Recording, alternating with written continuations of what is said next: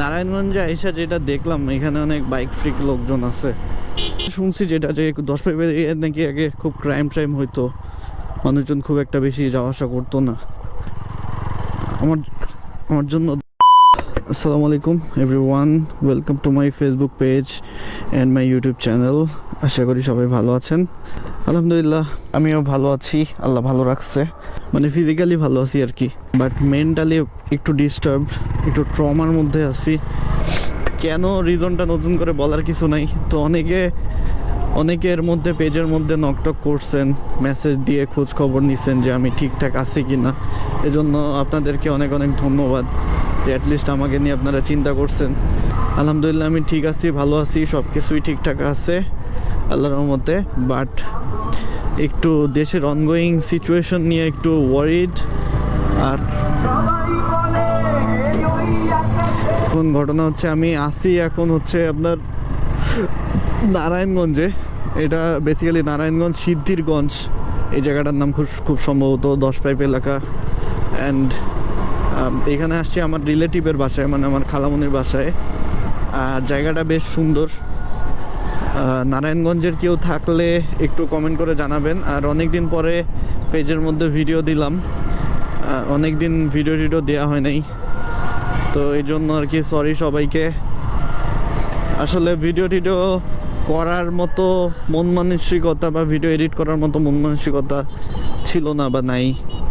But এখন just একটু ভিডিওটা ছাড়ার কারণ যে ঠিকঠাক আছি, বেঁচে আছি, এটা আপনাদেরকে জানান দেওয়ার কিছু না।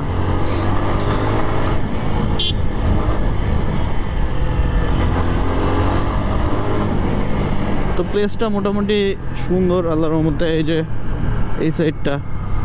আর নারায়ণগঞ্জে ঘোরার মতো বা দেখার মতো কোন কোন প্লেসেস আছে একটু কমেন্ট করে জানাবেন। যাওয়ার ইচ্ছা আছে, আরও হয়তো বা দুই তিন দিন থাকবো। আমি অলরেডি 3-4 দিন থেকে এখানে, তো আরও 2-3 দিন থেকে হচ্ছে দিন ব্যাক করব নারায়ণগঞ্জ থেকে আবার ঢাকা থেকে আবার লালমনিরহাটে চলে যেতে পারি।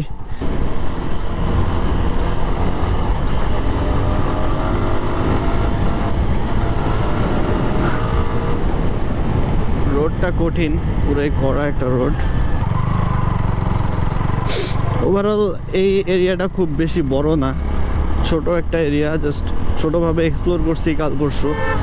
অ্যান্ড ভিডিও করছিলাম, বাট ভিডিও করে দেখি যে মাইকের মধ্যে, এই মাইক্রোফোনের মধ্যে কোনো সাউন্ড আসে না আর কি। সেই জন্য লস প্রজেক্ট হয়ে গেছে পুরা।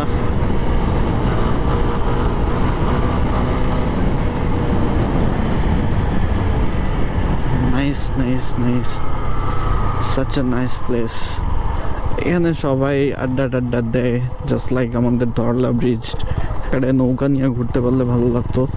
সন্ধ্যা হবে একটু পরে, সো সন্ধ্যা হইলে আর ভিডিওতে কিছু দেখা যাবে না। নারায়ণগঞ্জে আইসা যেটা দেখলাম, এখানে অনেক বাইক ফ্রিক লোকজন আছে, মানে ছেলে পেলে খুব ভালো বাইক টাইক চালায় আর কি। হ্যাঁ, তো এখানে শুনলাম যে একটা বন্দর আছে, আর শীতলক্ষা নদীর ঘাটটা নাকি অনেক সুন্দর। তো যাওয়ার ইচ্ছা আছে, দেখি কাল পরশু হয়তো বা যাবো।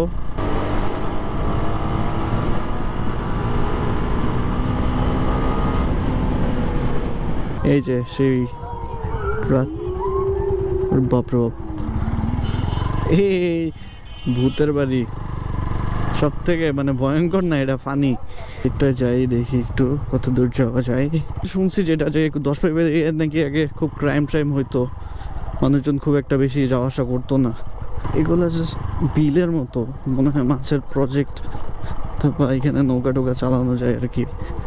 সো সময় কাটানোর জন্য বা ফ্যামিলি নিয়ে ঘুরতে আসার জন্য বেশ সুন্দর জায়গা। লালমনিরহাটের হাতির ঝিলের মতো কিছুটা।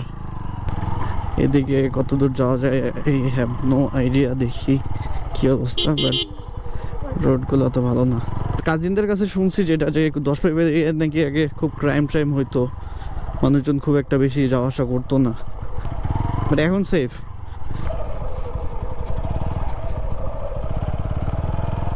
তো মোটামুটি এই পর্যন্তই। ওই পাশে আর যাওয়া যাবে কি না জানি না। বিকাল টাইমটা সুন্দর কাটলো এদিকে আইসা, প্যারা নাই, চিল। সো গাইস, ভিডিওটা এই পর্যন্তই থাকবে।